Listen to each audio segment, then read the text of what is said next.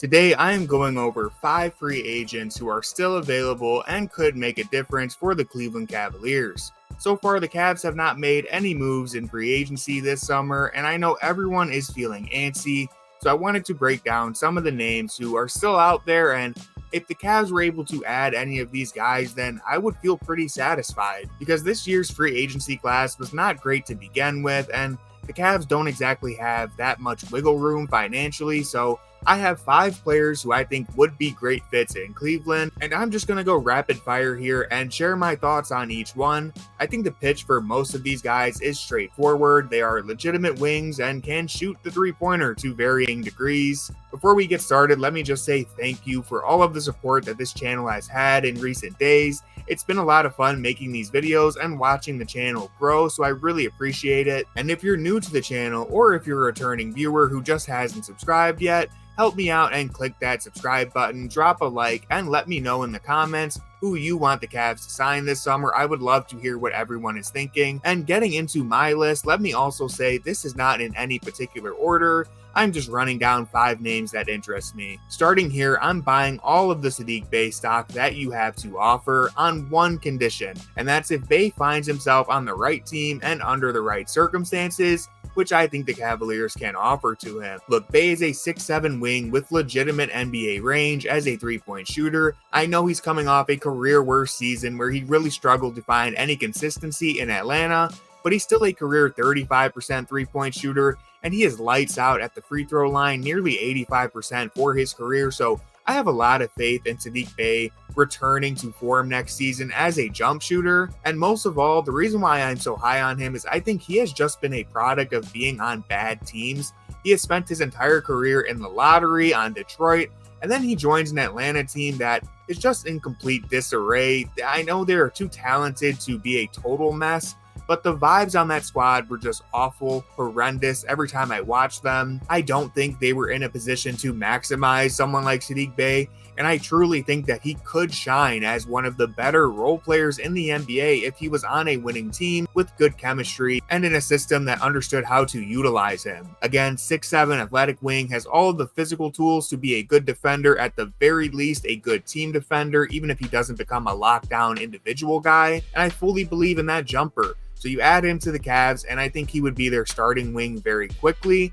I know there's plenty of reason that people are low on Bay, and I was low on him myself just a week ago, but I've talked myself into it, put me on record. This is my guy. I want the Cavs to go out and get Sadiq Bay, please. Another player who I don't think anyone should complain about is Jetty Osman. Cavs fans, you know what to expect from our beloved Jetty. He's never going to be quite as good as you want him to be, but he's got that smile, the hair, he's a fan favorite, his teammates all love him, he raises the vibes in the locker room like none other, and he's actually capable of being a flamethrower on the court from time to time. You will likely never see Osman put the total package together consistently on a night-to-night basis at this stage in his career. That consistency has long been the challenge for him, but the Cavs have such a glaring need for wings that if you add Osman back into the rotation, especially under a coach like Kenny Atkinson, who I think would get the most out of Osman as a cutter and secondary playmaker, then I think Osman reaches whatever ceiling he may still have by returning to Cleveland. And aside from the fan favorite aspect, he is genuinely a helpful player, and I would gladly welcome Jetty back. Moving along here, we have the first of 2 Miami Heat guys, and that would be Caleb Martin. Now listen, Heat fans, before you get upset, you took LeBron James from us, so let me have Caleb Martin. Giving us Max Strus was just the start of the reparations. We have a lot of progress to make, and you took Kevin Love along the way, so it's only right that you start paying us back. But anyways, Martin is an easy sell for me. He's athletic, versatile, he can play multiple positions, rebound, defend, hits three-pointers at a somewhat inconsistent rate, but one thing that stands out to me is that Martin has proven to elevate his game in the NBA playoffs each year. He notably played a role in Miami's run to the finals, blasting the Boston Celtics in the process, and I just don't see why anyone in Cleveland would be upset about adding Martin for the MLE.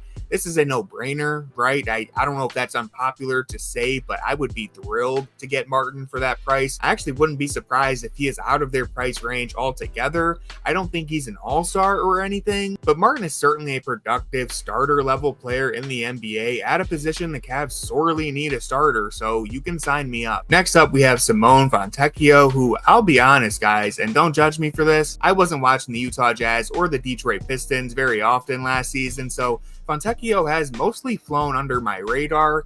I haven't seen enough of him to form a strong opinion, but again, like I said at the top, the pitch is pretty obvious. He's a rangy 6'7" forward who can knock down three-pointers. He averaged 15 points per game at a great clip in the last few weeks of the season once he got to Detroit, and he fills a positional need for the Cavaliers. I'm not sure if he would start for the Cavs in the way that I think Sadiq Bay or Caleb Martin would, but I definitely think Vonn has a chance to surprise some people considering he's an older player at 28, but he's only been in the NBA for 2 seasons and he's never really been on a winning team that could get the most out of him. So while his ceiling is low, I think he has a lot to offer that just hasn't really been shown in a meaningful way just yet. Now, it's important to say he is the only restricted free agent on this list, which complicates things and makes the path towards getting him a little more difficult.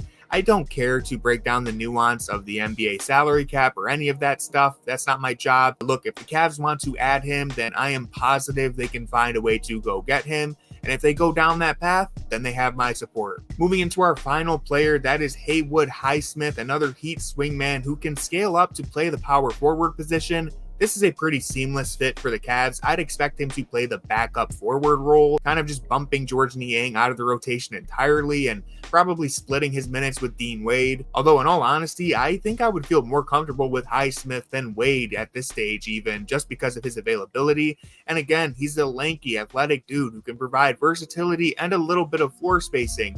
He is probably the worst shooter of this group, and he might not do enough to draw defenders out and force a contest, but I guess it depends on how much faith you place in his shooting jump from last season, because he was a low volume 33% shooter before he jumped to nearly 40% last year, still on low volume because of the role he played in Miami, but definitely a step forward. And of course, you do run the risk of buying high on a Miami Heat success story, but hey, if the shooting turns out to be legit, which I think you can make a case for, and you think he brings the defensive versatility and size on the bench that Cleveland is missing, then as I've said for each player on the list, there will be no complaints from me. This free agency class isn't super strong and the Cavs have limited options, but all of these guys would bolster the second unit or even pose a chance at starting for the Cavs, and that's about all you could ask for the MLE. That's going to do it for this episode. Again, thank you so much to everyone who has subscribed recently. It's been a very exciting month making videos, and I plan on keeping this momentum rolling. I'll have another video up this evening talking to Jackson and hopefully Corey about the free agency season so far, and